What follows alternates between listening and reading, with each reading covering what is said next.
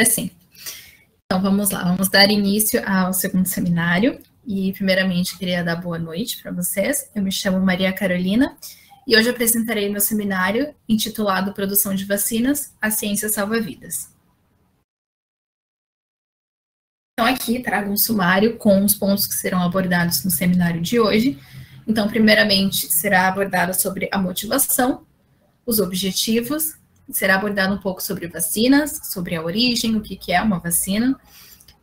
É falado também sobre pesquisa para o desenvolvimento. Será abordado de maneira rápida a SARS-CoV-2, a produção de vacinas. Também traremos algumas variações da vacina contra a Covid-19 para facilitar a compreensão e encerrando, então, com a conclusão e as referências. Bem, então, primeiramente, a motivação para esse seminário. Bem, eu fiz, então, antes mesmo de entrar na universidade, eu sempre gostei muito da parte de pesquisa, sempre achava muito interessante. E após ingressar na universidade, eu tive a oportunidade de atuar como iniciante científica por em torno de 3 anos no laboratório. E esse tempo todo eu aprendi bastante, sobretudo, eu aprendi a admirar muitas pessoas que se dedicam à área da pesquisa, pois ela é uma área que exige muito trabalho, muito esforço, muita dedicação. E, embora as áreas não sejam exatamente as mesmas, mas eu acredito que a raiz da pesquisa, ela é sempre muito parecida, envolve muito empenho e muita entrega por parte dos profissionais. E tendo isso em vista, a gente está atravessando uma pandemia na Covid-19 e o papel dos pesquisadores é de fundamental importância, pois é graças a eles que é possibilitado, então, a compreensão daquele vírus, o desenvolvimento de vacinas, para que possa ser, então, aplicada na população, para que se possa retornar a vida, não digo como antes, porque acho que não tem como a gente voltar a viver como antes, mas que a gente possa retornar ao mais próximo da normalidade possível. No entanto, tem sido muito comum a gente ver nas redes sociais, principalmente, a propagação de fake news, e isso, um dos fatores se deve à questão da desinformação, porque a gente tem a tecnologia ali às nossas mãos, ao nosso alcance, só que muitas vezes a gente não busca obter informações de fontes confiáveis, a gente não busca obter o conhecimento, a gente quer tudo resumido, a gente quer as informações já mastigadas para que a gente consiga compreender. E acontece que muitas vezes informações incorretas são propagadas através de WhatsApp, Facebook e afins, fazendo então que as pessoas fiquem alienadas quanto ao que de fato permeia um vírus, uma pandemia, e sobre também tudo que envolve, não é algo apenas de um país, de uma cidade, mas é algo do mundo inteiro. E bem, os objetivos, então, que eu tenho com este seminário é o de, primeiramente, informar a respeito da importância da vacinação, sobre a importância de, além de se erradicar uma doença, de que ainda assim se mantenha a vacinação, de conscientizar sobre o quão necessário é a gente buscar informações de fontes confiáveis e seguras e trazer para vocês também um pouco sobre o desenvolvimento de vacinas, falando sobre a Covid-19 mais ao final. Então, vamos falar agora sobre as vacinas. A vacina, então, ela trata-se de uma imunização ativa, ou seja, tem-se a introdução do agente causador da doença, podendo ser ele atenuado ou inativado, ou até mesmo por substâncias produzidas por eles, e o nosso próprio organismo ele vai criar mecanismos, ele vai criar, então, os anticorpos para que ele possa destruir esses corpos estranhos que estão invadindo o organismo e possa, então, se recuperar. E a função da vacina é a de que a pessoa, ao ser contaminada pela doença após receber a vacina, o corpo vai responder de uma maneira mais rápida. E também os efeitos aos quais a pessoa teria se fosse contaminada pela doença sem tomar vacina, que sejam sintomas mais brandos, ok? Sendo assim, temos a vacina como uma importante forma de prevenção contra doenças. No entanto, algo comum a todas as vacinas, até mesmo medicamentos que a gente consome no dia a dia, a gente toma quando a gente está com uma dor de cabeça, por exemplo, a gente pode ter, sim, efeitos colaterais, independente da vacina. Alguns efeitos colaterais são a febre, a dor em torno do local da aplicação da vacina e dores musculares. Mas esses problemas, essas reações, elas não são uma lei, não são todas as pessoas que apresentam esses problemas, assim como o seu grau de complexidade. Algumas pessoas vão apresentar uma dor ali ao longo do local de uma forma mais branda, outras vão apresentar de uma maneira mais grave, então tudo isso é muito relativo, ok? Mas não deve ser levado como um fator determinante para se tomar ou não a vacina. E bem, a origem da vacina. Os primeiros vestígios do uso de vacinas, com a introdução de versões atenuadas de vírus no corpo das pessoas, estão relacionadas ao combate à varíola no século X na China. Porém, a teoria era aplicada de forma bem diferente. Os chineses, eles trituravam cascas de feridas provocadas pela doença e assopravam o pó que continha um vírus morto sobre o rosto das pessoas. Foi então em 1798 que o termo vacina surgiu pela primeira vez, graças a uma experiência do médico cientista inglês Edward Jenner, em que ele ouviu relatos de que trabalhadores da zona rural, eles não contraíam a varíola, pois eles já tinham tido a chamada varíola bovina, que também é chamada de cowpox. E essa varíola, que é a varíola bovina, ela apresenta sintomas mais brandos, ela tem, então, menor impacto no corpo humano. Então, ele introduziu os dois vírus em um garoto de 8 anos e percebeu que o rumor que havia sido feito tinha, de fato, uma base científica. E a palavra vacina, ela deriva justamente de Variolae vaccinae, que é o nome científico dado à varíola bovina. Bem, em 1881, quando o cientista francês Louis Pasteur, ele começou a desenvolver a segunda geração de vacinas, essas eram voltadas a combater a cólera aviária e o carbúnculo. Ele, então, a partir disso, teve-se o início da produção das vacinas em massa. E bem, a importância da vacina é a de que ela é responsável pela redução dos números de casos de doenças infecciosas em toda a comunidade e, consequentemente, leva a uma diminuição do número de hospitalizações e redução de gastos com medicamentos.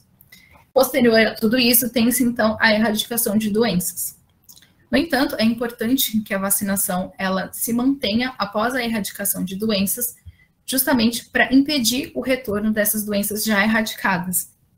Algo que a gente tem visto é o movimento anti-vacina, algo que vem ocorrendo já há algum tempo e não é algo exclusivo do Brasil, vem ocorrendo em vários outros países, em que as pessoas elas estavam parando de se vacinar e, consequentemente, não estavam vacinando os seus filhos, e isso faz com que doenças que já haviam sido erradicadas retornem, como, por exemplo, o sarampo, é uma doença que havia sido erradicada no Brasil e houveram já números mostrando que essa doença ela retornou, e assim como a poliomielite, em que, de acordo com as pesquisas que eu realizei, ainda não havia sido retornado, mas que devido à redução constante do número de vacinações, de vacinados que estavam sendo, então, realizados, era provável que, em breve, voltasse também essa doença que havia sido erradicada.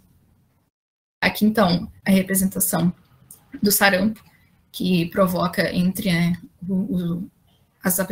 apresenta essas urticárias aqui, e a poliomielite, que se trata, então, da paralisação, como um exemplo que eu trouxe para facilitar a visualização.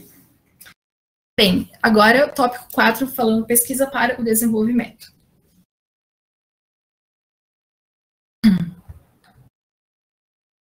Bem, uma coisa que eu escutei bastante em casa, vi bastante na internet, acredito que vocês também tenham escutado, é que as vacinas sempre demoraram muito tempo para serem desenvolvidas, testadas, e a vacina contra a Covid-19 foi desenvolvida rapidamente, levou apenas alguns meses. E isso faz com que as pessoas estão colocando em xeque a questão da eficácia e da segurança da vacina. E muitas pessoas perguntavam, por que eu deveria tomar, então, essas vacinas? E bem, um dos fatores que fizeram com que o processo de desenvolvimento da vacina contra a Covid-19 fosse reduzido é através do avanço científico. Então, o avanço científico ele possibilitou o encurtamento de processos para SARS-CoV-2, que é o vírus causador da Covid-19, e também o fato de que houveram epidemias em 2003 e em 2012, da SARS-CoV e da MERS-CoV, respectivamente, que tratam-se de outras versões do coronavírus. Então, esses fatores facilitaram, então, a compreensão e o desenvolvimento da vacina contra a Covid-19. Assim como um outro fator muito importante é o investimento governamental que vários países fizeram. Posteriormente, eu vou apresentar para vocês as etapas de desenvolvimento da vacina, e ao final, a gente tem na etapa 3, a divisão a etapa 3 em 3 fases. Fase 1, 2 e 3, que geralmente elas acontecem separadamente. Primeiro a fase 1, depois a 2 e a 3. No entanto, devido à urgência e à gravidade da situação, ocorreram, então, esse desenvolvimento das fases simultaneamente. Mas isso não quer dizer que as vacinas foram feitas de maneira incompleta quanto a estudos e pesquisas, pois os processos de elaboração, eles são rigorosos e se mantêm assim, apresentam várias etapas de testes, tudo isso para garantir que a imunização seja eficaz e segura. Bem, então agora vamos falar um pouco sobre SARS-CoV-2. Aqui eu trago para vocês, de maneira simplificada, um pouco sobre a SARS-CoV. Não vou me ater muito a isso, porque daria um seminário apenas para falar sobre esse tema, mas para trazer um pouco de familiaridade a alguns termos. SARS-CoV trata-se, então, do vírus que é causador da doença Covid-19, que a gente está familiarizado a chamar, a Covid-19. SARS, então, é uma abreviação para Síndrome Respiratória Aguda Grave. O CoV é devido à família a qual o vírus pertence, é a família Coronaviridae, e trata-se de um vírus de RNA. A proteína viral é a proteína S e a proteína N. A proteína S também é chamada de proteína spike, e essa aqui é a chamada glicoproteína de pico, enquanto a proteína N trata-se do núcleo capsídeo viral. A proteína S, ela permite a entrada do vírus na célula hospedeira, ocorrendo, então, a ligação ao receptor celular e a fusão da membrana. Enquanto a proteína N, ela regula o processo de replicação viral.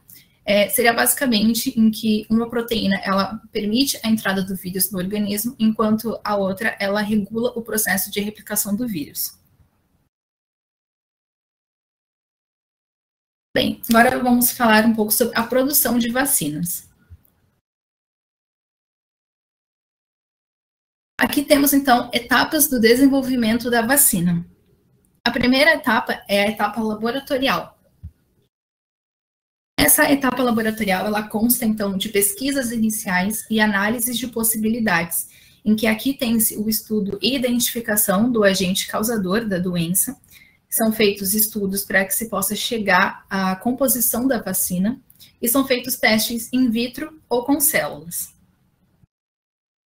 Na etapa 2, é uma etapa em que outros seres vivos eles passam a participar. E aqui os testes são feitos em animais, principalmente camundongos e macacos, pois são animais que apresentam um organismo ali semelhante ao nosso humano. A etapa 3 é a etapa mais complexa e extensa. Nessa etapa, os testes são feitos em seres humanos, e essa etapa ela se subdivide em 3 fases. A primeira fase, então, ela tem como objetivo analisar a segurança do imunizador. É testado por poucos voluntários, um grupo de 20 a 80 pessoas, sendo esse um grupo homogêneo, ou seja, são adultos e adultos saudáveis. Aqui alguns fatores que são considerados são os potenciais efeitos colaterais, a intensidade do produto, e são feitos testes em diferentes dosagens. Aqui tem-se, então, observações quanto à resposta imunológica. A fase 2 é a fase onde tem-se uma análise mais concreta da eficácia da vacina. Nesse ponto, a dosagem e os efeitos colaterais esperados, eles já são conhecidos.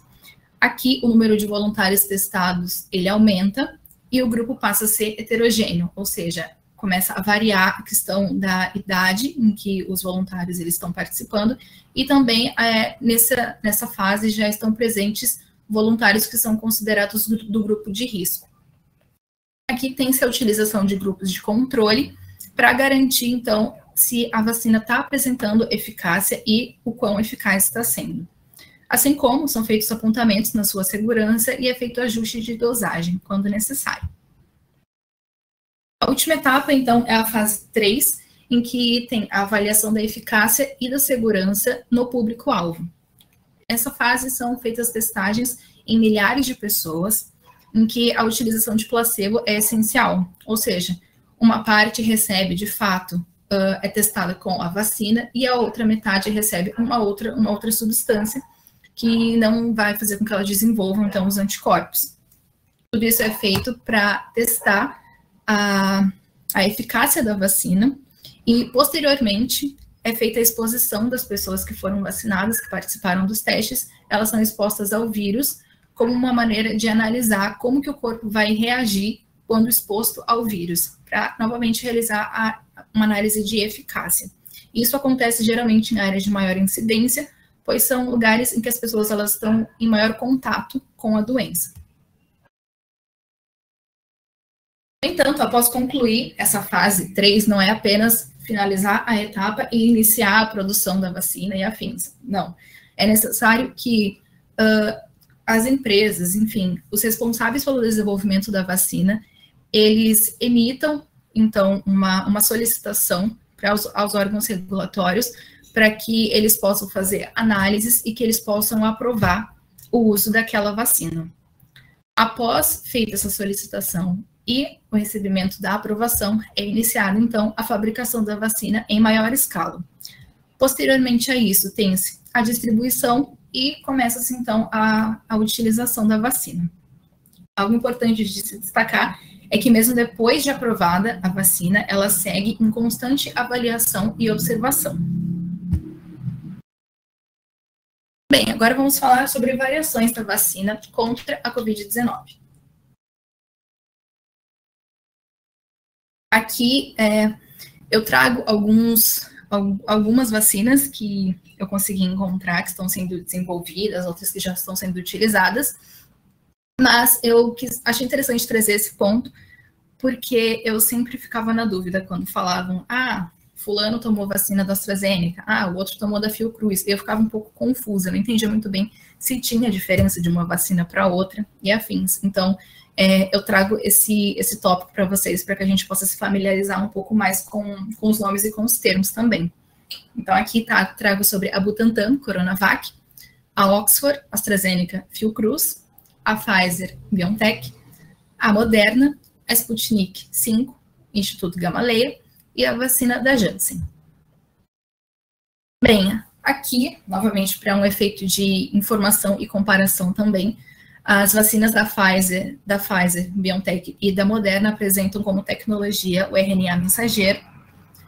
A vacina da Sputnik, ela apresenta, assim como a da Oxford, AstraZeneca Fiocruz, a tecnologia de vetor viral não replicante.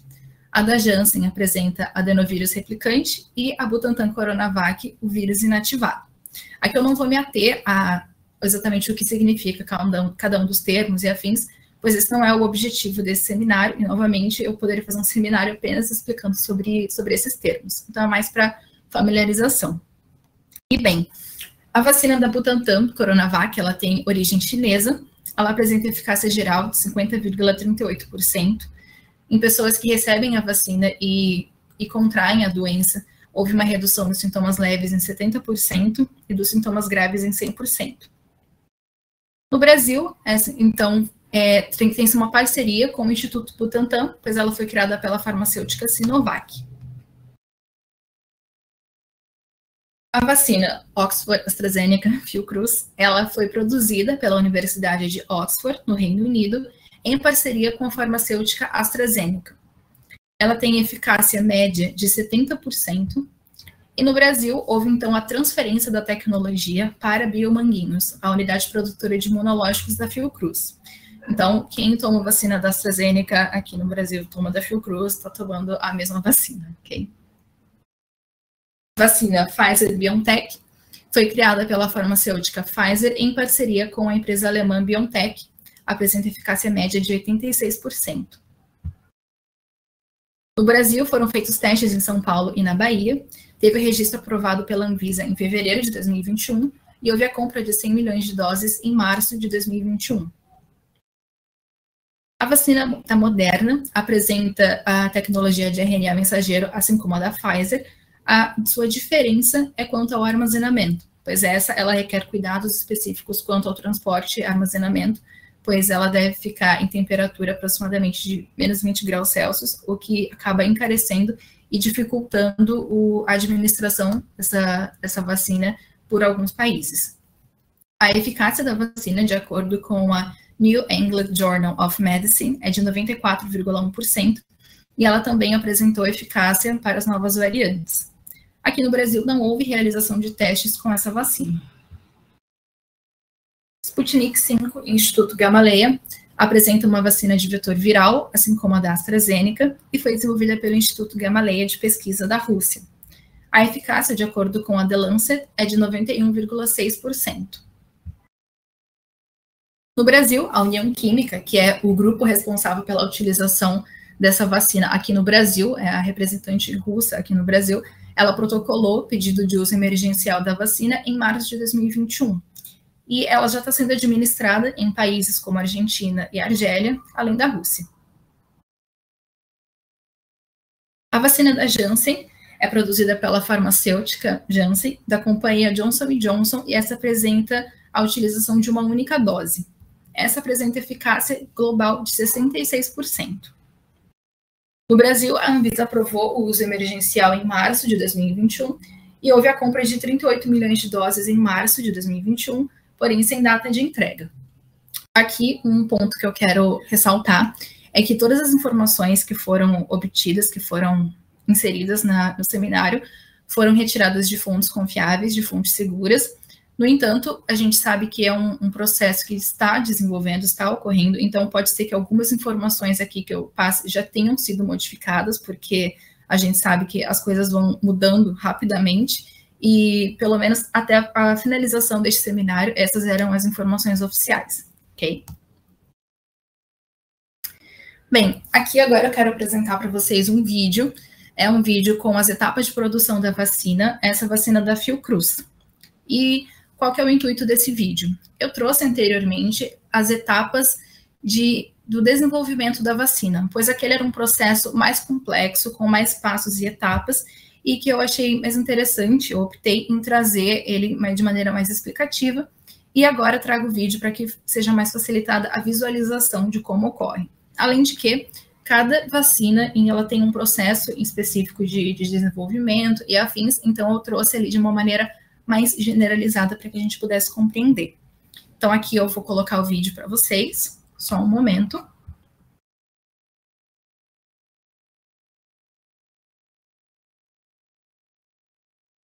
Compartilhar aqui.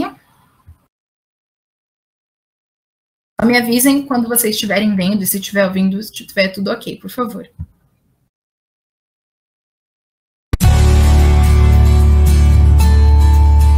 A Fiocruz, no seu centro... Estava rodando, tudo bem? Tudo certo?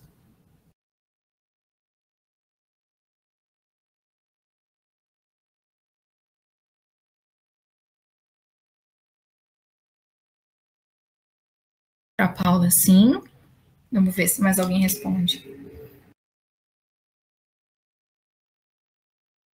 Sim, show. Então, vou dar o play aqui.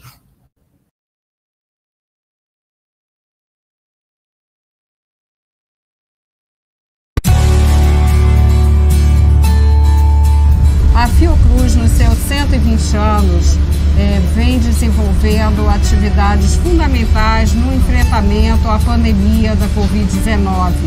Iniciar a produção da vacina aqui em Vilmanguinhos, receber esse ingrediente fundamental, ingrediente farmacêutico ativo para a produção da nossa vacina, é um momento de grande expectativa e estamos certos que vamos produzir essa vacina, uma vacina eficaz e segura para o Programa Nacional de Imunizações para o Sistema Único de Saúde. A partir do insumo importado, a Fundação irá produzir 100 milhões e 400 mil doses até julho de 2021 e, ao total, serão 210 milhões de doses produzidas no ano. O processamento da vacina Covid-19 Fiocruz acontecerá em 4 etapas. Na primeira, a etapa de formulação, o IFA é descongelado e diluído para receber estabilizadores responsáveis por garantir a integridade e preservação do princípio ativo. Na segunda, envase e recravação, o líquido da vacina é inserido de forma automatizada em frascos esterilizados, sendo fechados e encaminhados para a recravação, momento em que recebem um lacre de segurança. Na fase de inspeção, os frascos de vacina são vistoriados individualmente por um equipamento especializado que identifica possíveis problemas como rachaduras, defeitos nos vidros e outros sinais que possam comprometer a vacina. A quarta e última fase do processamento é a de rotulagem e embalagem, na qual as vacinas recebem rótulos com identificação, número de lote, data de fabricação, validade e demais informações técnicas. Na sequência, as vacinas serão embaladas. E tem também o controle de qualidade. É com o controle de qualidade que a gente assegura que a vacina foi produzida dentro dos mais rígidos padrões de produção, boas práticas de fabricação, que ela tem segurança, tem eficácia, que todas as especificações da vacina estão garantidas. Após o controle de qualidade, a vacina está pronta para ser distribuída. Então, daqui nós enviamos para o armazém do Ministério da Saúde, da onde será distribuída para todos os locais do Brasil. A partir de agosto de 2021, a Fiocruz passará a entregar vacinas sem a necessidade de importação do IFA. Uma vacina 100% produzida pela instituição, garantindo a autonomia para o país e a continuidade da vacinação para toda a população brasileira através do SUS.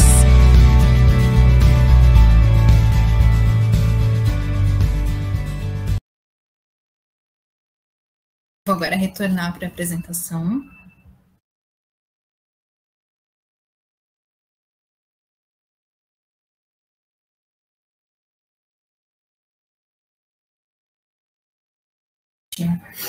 Bem, então eu optei em trazer para vocês as etapas como o desenvolvimento da vacina, por ser algo mais complexo, mais extenso, e o vídeo para exemplificar um pouco sobre o processo de produção em si da vacina, aí também por obter poucas etapas de maneira geral, e aqui é mais específico para a vacina da contra a Covid-19 da Fiocruz, ok? E bem, a conclusão. Esse seminário, então, ele, assim como o do Boas, ele tem um caráter mais informativo. Então, o objetivo não era me ater muito à parte das definições e nomes mais relacionados à biologia e afins, mas sim de informar, falando um pouco a respeito da vacina, a respeito da importância dela, do desenvolvimento, trazendo também um panorama geral quanto às vacinas que estão sendo desenvolvidas, e tudo isso com o intuito de reforçar a importância da busca pela informação segura, a importância da gente buscar se informar, se atualizar sobre as coisas, mas de fontes confiáveis e não através de redes sociais, porque as redes sociais são para os nossos momentos ali de lazer e não para a gente obter informações realmente em caráter científico. Isso reforça a necessidade de se investir na ciência, pois eu falei ali que o investimento do governo possibilitou com que as fases ali 1, 2 e 3 pudessem ocorrer de maneira simultânea em vários países. Isso só foi possível devido ao investimento que ocorreu na ciência. Aqui também a gente pôde conhecer um pouco sobre a produção de vacinas. É um processo bem extenso e muito diversificado, assim, que cada vacina ela tem as suas especificidades, perdão. E, por fim, eu trouxe ali para vocês vários exemplos de vacinas, várias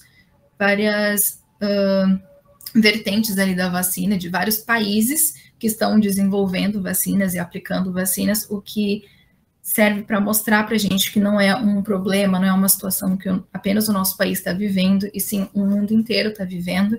Serve para a gente reforçar e ter essa consciência de que o mundo inteiro ele está contra o inimigo comum, que é a doença, é a Covid-19.